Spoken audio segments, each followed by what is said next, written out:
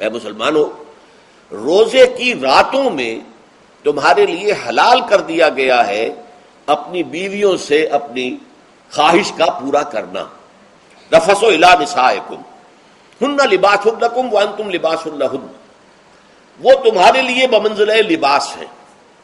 جیسے لباس کے اور انسان کے بدن کے درمیان کوئی حجاب نہیں ہوتا، ایسے ہی شوہر اور بیوی کے درمیان بھی کوئی حجاب نہیں رہتا.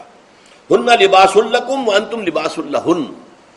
اور ویسے بھی ایک معنی میں کہ جیسے لباس آپ کو گرمی کی شدت سے بچاتا ہے، ورنہ ہو سکتا ہے کہ تیز دھوپ جو ہے جو عرب میں ہوتی تھی وہ تو آپ کی کھالوں کو جلا دے، تو یہ حفاظت کا ایک ذریعہ بھی ہے. اسی طریقے سے شوہر کے لیے بیوی اپنی عفت و عصمت کو برقرار رکھنے کے لیے ایک ذریعہ ہے کہ کہیں حرام میں منہ نہ مارے. بیوی موجود ہے، حلال ذریعے سے اپنی خواہش پوری کرے. اور بیوی کے لیے شوہر اسی طریقے سے ایک ڈھال بن جاتا